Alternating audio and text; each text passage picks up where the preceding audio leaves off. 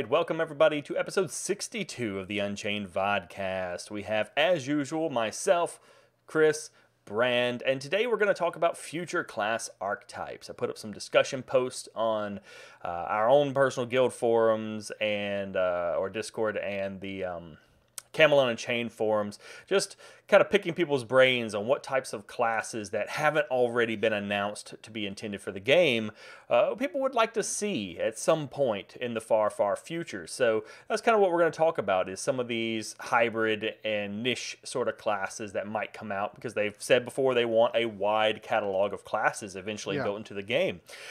Mainly what we're going to talk about today is all melee stuff, because that's pretty much what people predominantly talked about. The true tank, the melee DPS, the non-stealth melee DPS, I should say, and then hybrids of melee casters, melee mage, and melee healer.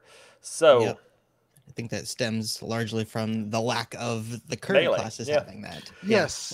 So definitely. The first thing I actually wanted to start with was just kind of a question of, before we get into these kind of hypotheticals of things that might work and how we think they might work, what are the challenges? What doesn't work well in this sort of RVR game when it comes to class development, looking at normal classes and porting them over into this sort of a game?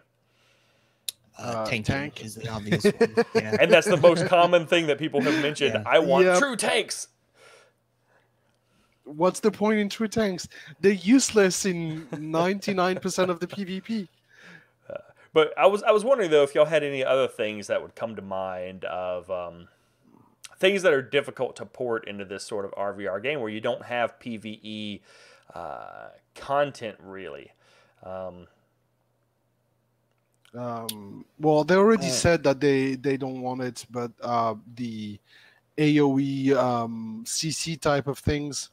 Yeah. Pet classes. Maybe pet classes, yeah. Like a true pet class. Yeah. That was something that did come up in recommendations a bit, which I intentionally didn't add to the list because Mark Jacobs has said it's not happening. No. For me, one thing was, the hard CC that takes player control away. The long-term stuns, force taunts, things of that nature, the sleeps. You see those in a lot of PvE games. Since we talked about Blizzard, the sheep. Yeah, polymorph. Yeah. Stuff like that is real pain in the ass. And some people have tried to port it over to PvP, and in my opinion, it never works. It's always... No, it's either underwhelming or too powerful. Yeah. So, the first thing... And the first problem, and the hardest thing to move over is, I think, the tank. The real, genuine tank. But that's the one that people immediately brought up in the topics. A true tank class. Because the heavy fighter is tankish. It's tanky. But it's not really a tank. So, what would be your concerns for trying to build a true tank in Camelot Unchained? Utility. It's... In a game that has, at least for now, a pretty hard focus on range, unless you're extremely fast as a tank, you're just going to be a running target. People are going to run away from you doing damage while you try to catch up on them, or you just a meat shield and your only use is standing in front of people. It's not very interesting to play as a class. Tying off of that exact thing, not interesting to play, we've talked about in an episode about tanks. There are very few ways that tanks work in PvP, and they're designing 3 non-mirrored classes, which means those 3 classes have to all function differently, and you don't have a wide range of ability to do that with a pure tank class. Yeah, that was one thing I thought of, like, who just mentioned it? Oh, Spike Drew just mentioned someone drawing arrows towards himself. They've already mentioned an ability like that one of the heavy fighters might have. So then how are you going to have tanks have something where all 3 of them have a different way to draw ranged attacks and things in themselves? It's not gonna be easy to do, because then they're going to turn into the mirrored classes. They're going to be the exact same. Because the only way I can see that happening is an extremely controversial ability in some other games, which is a hard target swap. Yeah, The which tank again, forcing you to target them and locking you on them for a certain period of time. which again was already in the list of things that, you know, at least for me, I don't think they want to have in here. I don't No. like forced taunts in PvP. No. I don't enjoy it. I don't mind the sort of taunts where it decreases damage on other people instead of them, but I don't think it usually works. Nah. It's not sufficient to make other people in mass target the tank. I mean, Yeah. typically the tank in other games has had a good DPS throughput while Yeah. still maintaining longevity in a fight. And anytime we've seen tanks just completely go towards pure health, pure defense, has been in situations where fighting wasn't the main objective. Yeah. Now, I do think... Like in sieges and things like that. Yeah.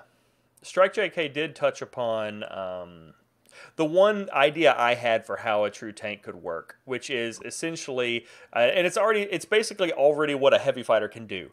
Get in front of the enemy, stand in their way, and block them and kind of knock them back and stuff. Basically, they could focus on that element of the heavy fighter to a niche. Focus it down into a specialization that the tanks do, to the point where they are extremely good at knocking people around with their shield, knocking them back, maybe slowing them in like a tight, close range AoE, slowing enemies that are right near them so they can't get around them, so that they have the ability to kind of lever themselves in between them and other targets. Maybe some sort of a limited guard where they can guard the person and reduce the damage that one person takes. The thing is, they've already said that they want to have heavy fighters being able to carry 2 shields. One in each. Well, I thought they said that was one of the ideas for the tank class. The thing is, it was supposedly one of it was the Viking heavy fighter who would have that kind of things. It's not confirmed. Yeah, but that was one of their IDs. Yeah, that was one of their goals. I had been under the impression that had gotten kind of pushed aside and was maybe like a sort of thing that maybe a tank could do. If they did come out with a tank class, there might be like a Viking one that dual wielded shields or something. That was a question regarding the Black Knight and Ben. When all this came out, when the heavy fighters were revealed, Ben said that would be kind of cool. We'll think about it. Yeah, and that's about it. Yeah. Now I do think, Spike, there might be some possibilities of different ways they could deflect attacks. Like maybe one does have an attracting ability, whereas another realm might have one that just deflects away, or somebody else might actually have one that occasionally can reflect damage back at people. There are some ways they could possibly vary that up a little bit. Collision is still a universal effect that governs all classes. Yeah, and so anyone can be a tank. Yeah, but depending on your mass. There's being a tank, and then there's being a tank. Tank. And that's the important part, is finding a way for a class that is designated as a tank to have a unique system. Yeah, there has to be. The problem with the tank in RVR is making people hit you. And I think the only way they can do that in this is if they have the mobility and the ability to knock people out of the way, to be able to position themselves in front of the person that they really want to hit, so they have no option but to hit you. Because if they can't go around you and they can't shoot over you, then they have no choice but to hit you, legitimately. One thing that I think could also work for that is if some sort of true tank class had a particularly strong active block. We know heavy fighters already have an active block, but there's no reason that some sort of tank class couldn't have abilities related directly to that active block. Like, again, deflection abilities or redirection abilities, or maybe even something that just extends their shield out and actually blocks a larger area and goes like, no, screw you. You cannot shoot over me. You cannot shoot around me. You have to move. That might be feasible. But it's kind of limited, because that's like the only condition I can really think of where a true tank might work. Otherwise, I see them as being a very defensive, not on the frontline character, but more of, I'm just going to sit back and guard the healers. Yeah. Even then, that's basically what they do. Is just... I mean, because that's what a tank does. A kind of a charge ability. an actual long range charge with the health pool needed to survive that kind of things, with a huge disruption bonus on that, so that if you're hit by that charge, you get seriously knocked off. First knocked off your feet, and all your abilities are on cooldown while you're being not stunned, but basically destabilized. Yeah. And I can see Spike some variation on that for defending another person. Like maybe Arthurians can put like a barrier on another person to reduce their damage by 10%, whereas a TDD tank might actually be able to teleport and swap places with them to yank them out and put themselves in their spot or something. And that all falls under the realm of utility, really. Yeah, I was just saying there might be some sort of direct, like I directly shield you benefit that varies for realm, and would let them kind of do something along those lines. Moving on from that is another one that I also think is problematic, but I've seen come up repeatedly, which is the melee DPS, the legitimate, not heavy fighter, but not tanky, not stealthy, melee person who runs in and stab, and kills lots of crap, which heavy fighters can already kind of do if you spec them that way. No. But my big problem with that is how do they get across the field if they don't have toughness and they don't have very stealth? high mobility? Yeah, they don't. Isn't that already the shapeshifter? Some of the shapeshifters already kind of do that, though.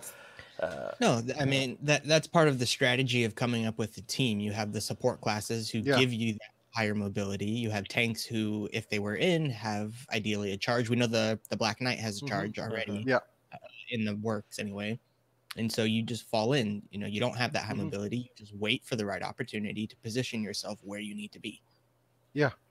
And something like a duelist or like Pocket said, blade dancers. Dual swords. Dual swords or rapier for the Arthurians. One thing I thought that would be useful would be perhaps if they were high pen characters, like very high penetration characters, so that if they do close in and get to the heavy fighters, they can cut through those in more of a melee combat, because we have plenty of things that can kill mages and kill healers. I don't see a need to have another melee DPS or something that kills them, but having something close range that's really good against fighters could be useful. They still have the problem of how they get to them in the first place.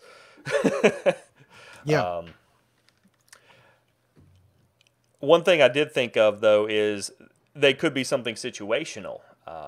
Maybe they have a little bit of versatility. They have like a light bow or something where if they're at field battle and long range, they don't run up because, for obvious reasons, they're going to get cut down midfield.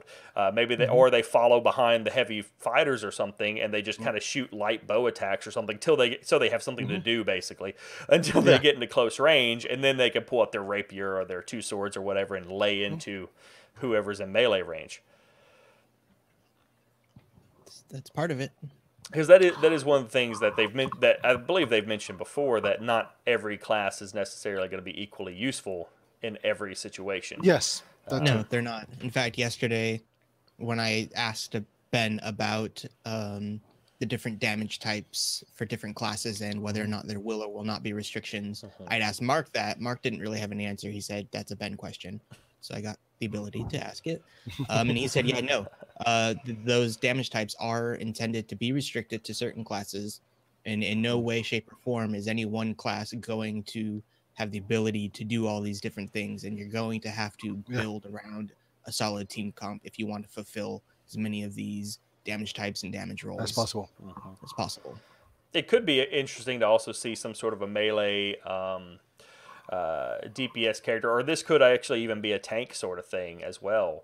That is essentially like a spec that is like a field commander, kind of a merger of fighter DPS or fighter tanking with bard abilities, not having the same buffing as the bard, but instead, when you're at range and things like that, maybe they have very short-term buffs that they can do. Like people have to coordinate. They can activate things like quick 3-second damage buff, and then everyone shoots off and does their attacks and stuff, or things like that they can kind of do to coordinate with their group. That, and for the melee DPS, it's the same thing you have in Warframe, which is combos. The more combos you maintain, they're like a short-term duration buff, just like for those who played EverQuest, like the Bard songs that last 2 or 3 seconds that you need to keep up all the time.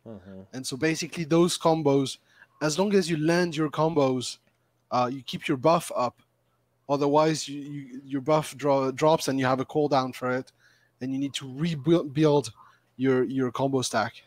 Yeah, for Spike Druid mentioned we need to understand if Shapeshifter is melee DPS. I actually think Shapeshifter is melee DPS. I think the only thing that confuses the issue is the Arthurian one is weird. The Arthurian one is actually more of like a mage DPS than it is a melee DPS. But for the other two realms, it's pretty blatantly melee DPS. Depends on the transformation. It does. Each transformation one has a melee, one has a more of a ranged hybrid, and a buff debuff one. One's buff debuff, one's like a mage, and then the other one's actually melee. That melee is actually kind of tanky looking, whereas the other two realms they're very much looking like we're going to run in and start stabbing things in the face. Yeah. And it varies between the 3 realms. There's no obvious, well, this archetype as a whole is melee. It's very much not that way. It's hybrid in different areas. So you can't call that archetype a melee DPS. I don't know. The TDD one and the Viking one look very melee DPS to me when I look at their abilities. One basically turns into quick trickster type thing and just like ravishes faces and switches between forms really quick to get cross buffs, and the other one kind of does the same thing.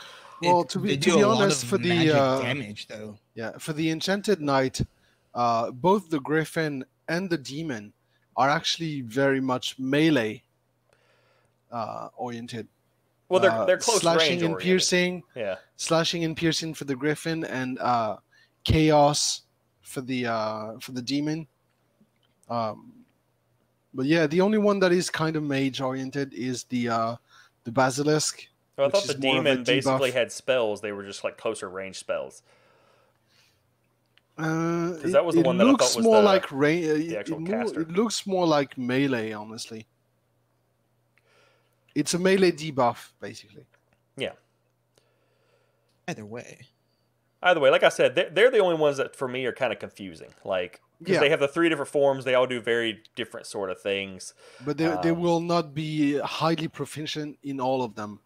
They will be good in each, but not the best of each option. Now, of course, people keep mentioning, people have mentioned melee DPS because I think people do want kind of a straightforward like sword dancer or swashbuckler style melee DPS that isn't a stealth character. Yes. The high mobility, high speed melee DPS. I think that's challenging to do in this sort of game, but not necessarily impossible. Yeah. Well, the way, especially the way range damage works, if you have a very high mobility character, you can avoid the spells. That's true. And the arrows by moving very fast. Yeah. Lots of serpentine. But it is at the same time, I like the idea because there is one thing in PvP that's not the classes that I have my preference, but I know it draws a large crowd, which is the high skill cap classes, where you need to be a very good player to be proficient in that class. There's a lot of management involved in those classes. So that would be, for me, for the very competitive PvP players, a pretty big draw. Now, one of the things that was also highly commented on, which I think also potentially can fill the slot of a melee DPS build, is a melee mage hybrid. That was something that a number of people mentioned because when I start thinking about flaming sword, exactly, I started thinking about how can a melee mage work, and I'm like, they have to be casting spells in close range because otherwise they're just a mage.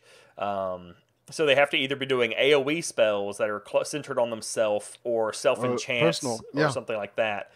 You mean like the Devout? Well, the Devout's not melee.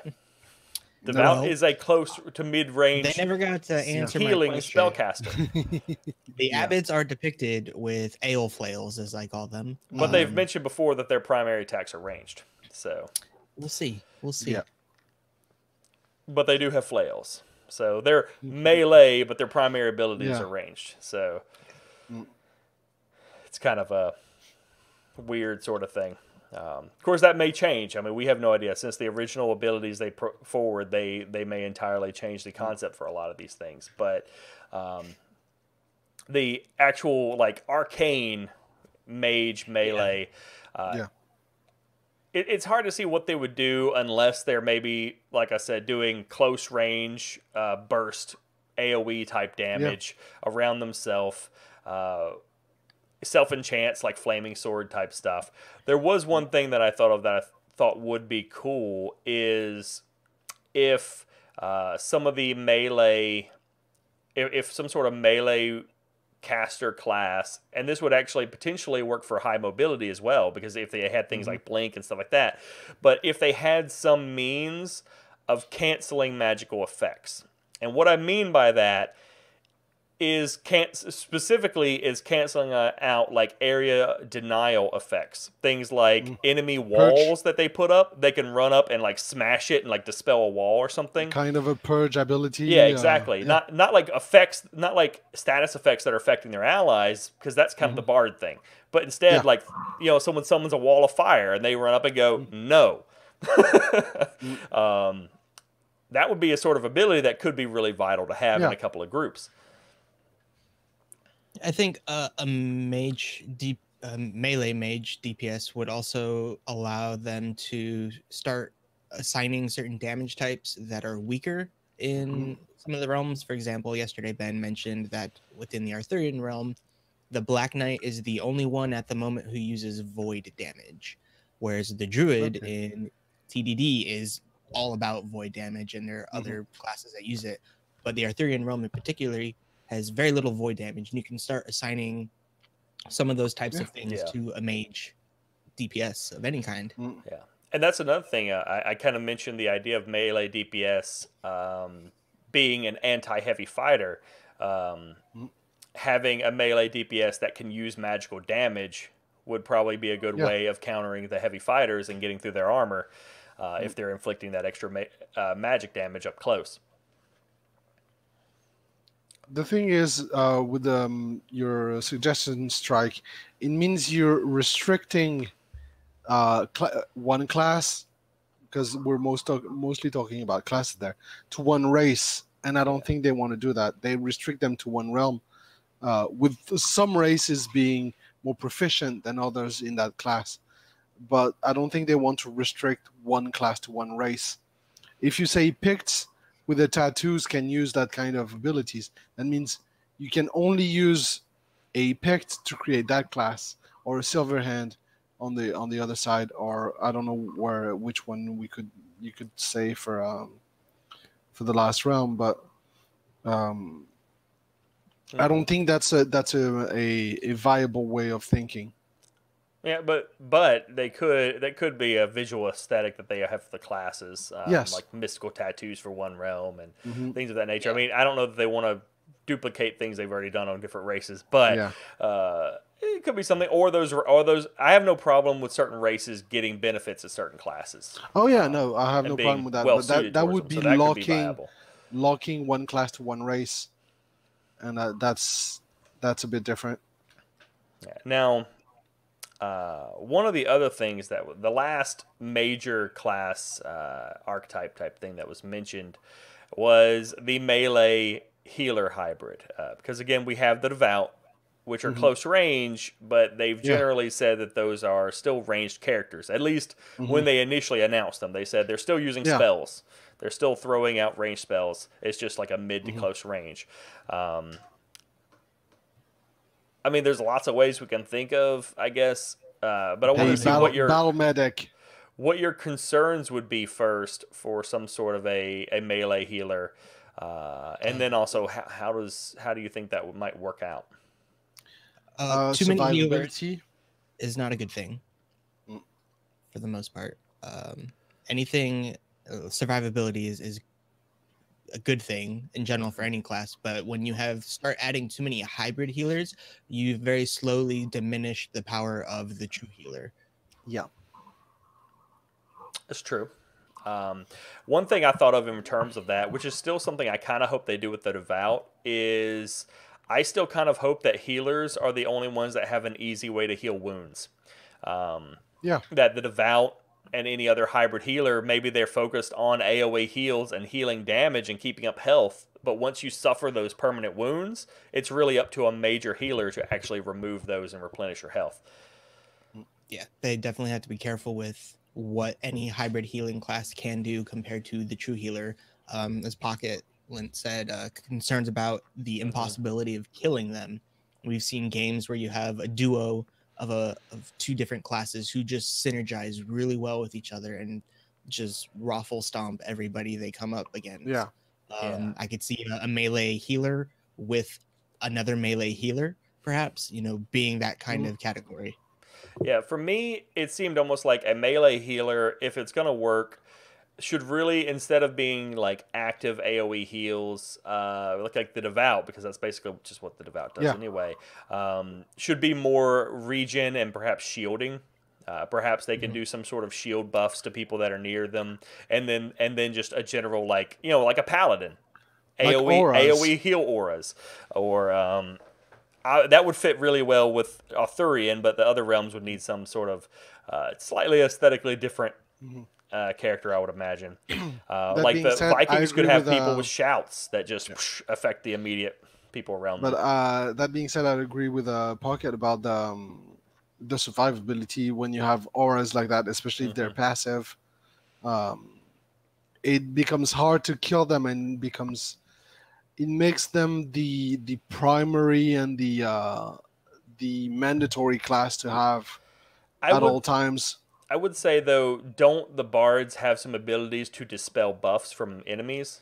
Yes. Not all of them. So then if you have characters with auras, I would think that would just make bards even more vital, because they can immediately snap off all your buffs that you're throwing out. Won't be all, but yes. Yeah, or most of your buffs, or even just temporarily disable them to kind of be a balancing One factor effect, which is actually inspired about what Raholden was saying about the flea skill, but would be sacrifice, is you take all the damage somebody that is retreating is taking, so you sacrifice your life for them to be able to flee. That's basically a tank at that point, though. Yeah. It was more I was coming back to but a full one, so that would be like their biggest skill, which is with a very long cooldown. That's just like the TDD healer. In a way, eating their life to heal others. No. Yeah, it's the TDD. Yeah, that eats their life to heal. And that's the one Ben said is empath. the hardest. Yeah, the hardest of all the healers to play, because it's super huge management. It's going to be a razor's edge management. Well, I remember playing I remember in Warhammer playing the Sorceress, where the more spells you cast, the more your damage goes up, but also the more likely you are to start doing damage to yourself. I never felt like that character was really hard to manage, though. I guess for some people it was, but I never felt like it was too bad. I never felt like I was murdering myself. Yeah. But this one, each healing is going to eat up your life, so that's going to be a lot harder to manage. I could see that working pretty well, and very interestingly so, Strike, where you have, say, like a paladin type character who's leaving debuffs on the people he hits that then increase healing output or take away healing output from the healers. Or as he's striking, is giving friendly units not debuffs but actual good buffs for the healers to then impact more, either through the use of the air system or through just the synergy of the spells. That would actually be pretty cool. Is they're basically a catalyst for enhancing the healer's ability to heal the party. Yeah. So you essentially have super heals on your party when they're there, even if they themselves aren't necessarily the source of all the healing power. That could be pretty cool. That could be interesting, yes. Especially then, because each realm could have a different way that they do that.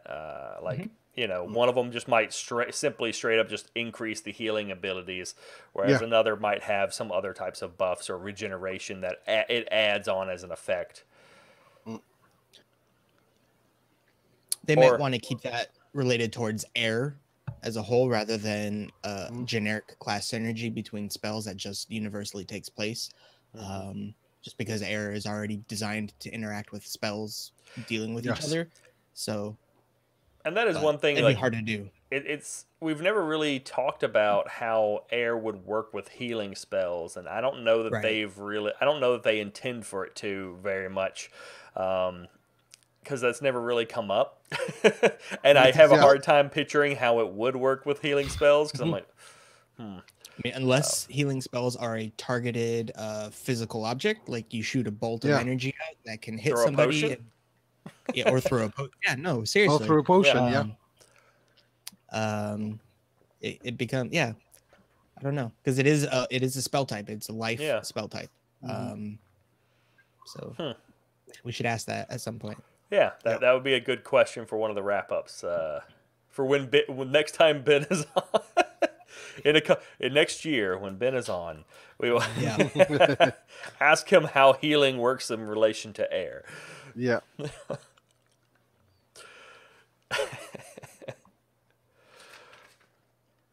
So I did also want to open up to chat and see what types of classes y'all wanted to discuss as well.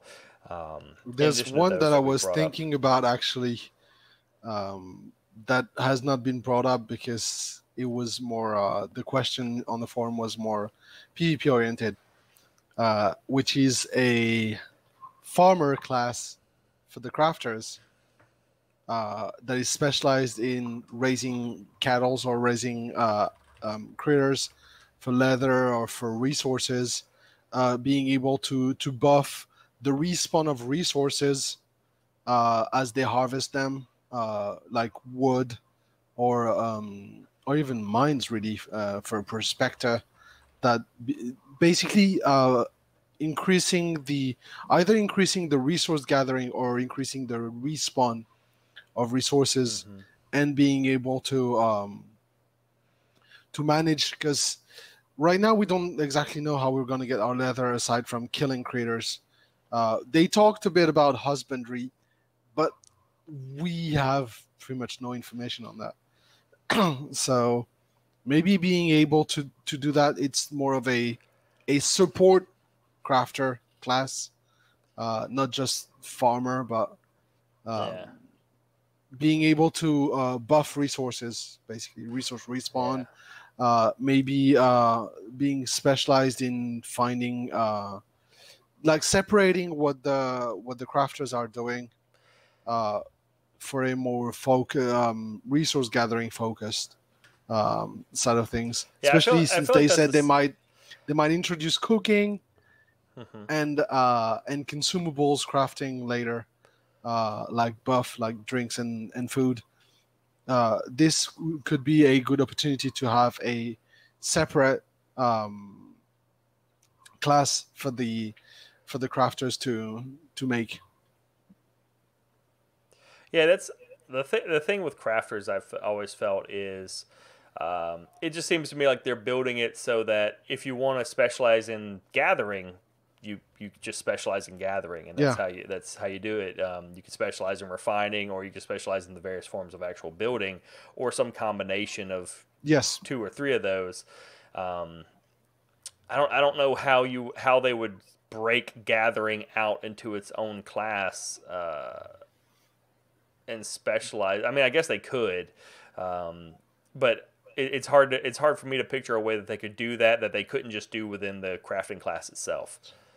Well, it means you lose less on one side or the other, basically, because right now if you focus on gathering and refining or things like that, you lose out on the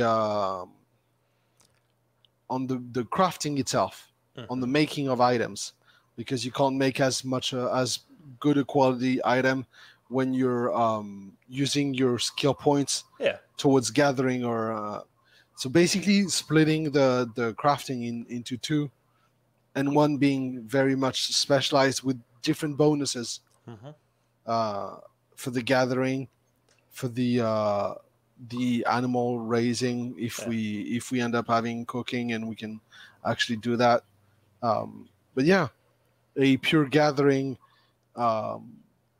class for the crafting side. I'm still not understanding what I was looking at chat. I'm still not understanding what type of utility support you would have a crafter class do. Building fences around your enemies. It was a joke. Build so passively support the dedicated support classes. Well, maybe something like a totem or rune stone. That would be a battle engineer basically. But that's something also we can already do as a crafter. We're just better at doing it. Build traps, we can make traps and things like that. But building battlefield fortifications and things like that. We can already do it. Yeah, I do hope that there is some. I've mentioned before. I do hope that there's some sort of way to rapidly deploy like small fortifications and things in the field, and that would possibly be something I'd be interested in seeing, like a crafter specialization that could do is get out there and not build like a keep, but throw down a small fortification really rapidly, or even teleport it in and go short wall with a little raised platform you can shoot off of, and they could also build other things like be especially specialized in some of the traps or other things of that nature. In going kind of with walls there, I think an interesting niche that would actually be useful could be a siege-based class that has benefits for both defending the siege and also offensive mechanics that are good against destroying structures as well as creating an engineer basically. Using magic though, like summoning a wall of stone in front of you, that acts as kind of a wall structure. Things related to siege magically that allow them to fulfill the role of taking down structures, defending structures, and creating magical structures. Yeah, the only problem with some of that stuff is I think there would have to be some of those things would have to have a long summoning or building time, and two, there might even have to be a prohibition where you can't do it on an existing keep, or you'd have to be a certain distance away. Sure. Because otherwise, there's just so many ways you can grief enemies and go, I summon a wall, right in front of your army. And I'm talking like a 10-foot wide by character height wall of stone that is much less durable than an actual siege wall or keep wall, but acts as a temporary fortification. But we've already seen before, like when they had summoning walls in testing and stuff, and people just go wall, and you're like, oh really? There's like 10 of them now. they would have to be very particular about how that worked. Yeah. And related to one of the things we talked about in previous episodes, and something I really want to see in the game in the future, is having a captain class for ships. Oh, for ships. So you can, for when you have the naval combat. Why? For that ship expansion. That would be great. Airships. I'm keeping in mind that Andrew said he wants naval combat in the game at some point. So we didn't give a time frame on the classes we wanted. No. But when we have naval combat, I would love to have a class that is specialized in naval combat. We did give a time frame after all the current classes are in the game. Yeah, so which is after launch. Which is the naval expansion would not happen till way after launch, if ever. Right. So you got to get the parroting game though for ask the crafter to raise it.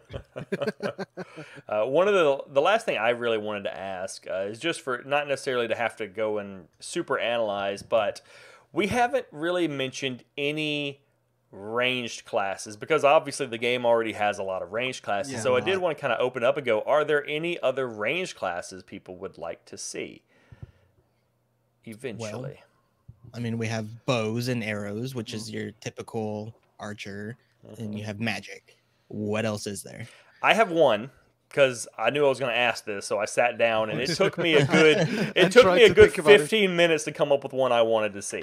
And that is, I think it would be interesting to have some sort of a medium range mage who is essentially a veil caster, who casts magic based on the power of the veil itself. That's kind of storm and corruption magic, and possibly can even cross into the veil via just like a stealther. So it's basically a stealth mage, and thus can be a ranged counter, a mid-range counter to some of the stealthers and stuff sneaking around in the veil.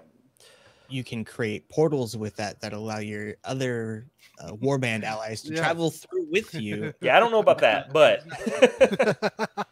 that would be slightly OP. That might be a little powerful. But I was actually going to bring up nothing specific, but just the thematical element of a class that uses pure veil magic. I thought that would be cool to see. Yeah, what it would do, I don't know, but that's kind of what I was thinking. I was picturing somebody doing like corruption lightning bolts from the sky and all kinds of stuff, or maybe even some sort of not full like turn into sheep polymorph, but some sort of polymorph debuffs or something that would mutate someone a little bit temporarily, things like that. But then also I thought, well, if they're already using the power of the veil, we don't have any kind of stealther that really has range.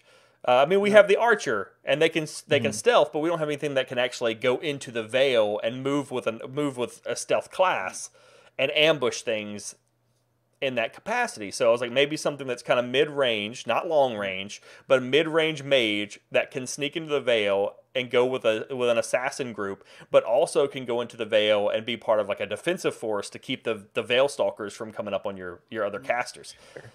So when you put together magic and the veil, I have to ask, would a class like this be more prone to causing a veil storm? Yes, I think so. That was another thought I had. I was like, yes. And also get more to balance the fact that it is a pretty powerful ability. They would get, as they use their magic, they get more veil tinting, and so they will have to stop using their abilities for some time to cure that taint or to fight off that taint. So they can say, for example, have a burst of abilities, and then they need to back off and wait to be able to reuse them. Maybe they're kind of like the sorceress from Warhammer. The more you cast, the more damage you're doing, but the more you're disturbing the veil and causing like damage or backlash to yourself or something. It's something they wanted to do in the veil with the Veil Walkers anyway in the veil, and they could kind of do it through this veil mage sort of thing. Yeah. Along the same lines, for a thematical purpose, I'd love to see a class that truly utilizes the depths as an inspiration for their visuals and the things they do. I think that could have some cool elements as well that are just probably similar to other things effectually, but just visually in how they implement them are just depths, crazy, like Geiger and Lovecraft looking, and it'd be awesome. Berserkers, all the tentacles. Oh yeah. Some of these things are getting a bit into the into Warhammer like classes though a little bit, because that immediately made me think of the Chaos one that was like half mutated and had like the tentacle arm and stuff. I forget what the class was called now. I forget what they were called now. It's been too long. I mean, maybe a Veil Mage has the potential as like a channeled ability to try to lower the overall effect of the Veil magic growing in the area. A Veil controller that not just being able to do damage through the Veil, but also stabilizing the Veil in the area to avoid having Veil storms, or maybe trying to direct the Veil storms. I would love that. Well, in the middle of combat, in the middle of a huge battle, you have on each side Veil controllers that are fighting to push the Veil storm towards the other side to try to do damage to the other troops. It's like, you know, those huge wizards battles that trying to do the mass effects on the armies to do more AoE damage. Yeah, ultimately, I don't think individual mages are gonna have to worry that much about causing a Veilstorm. I think Veilstorms are only gonna happen very randomly, and B, in truly huge battles where you've just got massive armies fighting for a really long time. And honestly, I think what they're probably going to do with them then, for those cases of huge battles, is it's mostly to end a stalemate. You know, they've got two sides that are just going there for like for like 2 hours of fighting, and basically the game server is going, okay, obviously no one is winning this, so you all lose. My game server, I mean, like Mark Jacobs typing in the code spawn Veilstorm here. Let's get this over with, folks. But it would be interesting to see what tactics mages have to influence a little bit, because ultimately I do think it just comes down to if it seems like it's about to happen, they have to stop casting or relocate the battle if they don't want it to spill over. I wonder if there will be any visual tells that it's getting started or about, and they have an opportunity to pull back. Yeah, I would think so. The sky darkening, the energy cracking around the mages. Yeah, but a Veilstorm ending a huge standoff is actually probably more beneficial to the attacking force than it is the defenders, because the attackers can pull out and leave. The defenders are the ones, their keep is getting jacked up. Or secondary force waiting to attack is kind of there ready to go. You don't usually have a secondary force of defenders waiting on standby. They're just there defending. Yeah. So, in any case, we've kind of diverted over to the Veil now. It's a good topic. Yeah, it is. It is. But that was the only ranged class that could really pop in my head as something that seemed viable, just because I was like, that'd be cool, Veil magic. And then I thought stealth mage, that would be pretty interesting. We don't have one of those. In fact, I don't know of any game that has like a stealth mage. That's kind of weird. So, did anybody else have anything they wanted to throw out? Suicide Veil Bomber. Oh God, no. We're not even going to go there. Nope. I mean, when it all boils down to when we have these classes, I really hope that the developers look at it not as a what would be cool to add, but more of a what is missing, what needs to be filled, and then come up with the concept that can fill that. I mean, I do think to some extent there is value to just adding something because it's cool, as long as it doesn't upset the current meta, as long as it doesn't like completely ruin the balance of the game, and it's just like, oh well, that would be cool, some people would like to play that, and it fits well enough. I'd hate for them excuse me, to do something like that and be like, oh, well, this other class already does like half of those, and then this other class does the other half of this. We just have two different classes now kind of in one. So hopefully that doesn't ever happen. But at any rate, I want to thank everybody for hanging out. We actually hit like our usual intended time for this for once.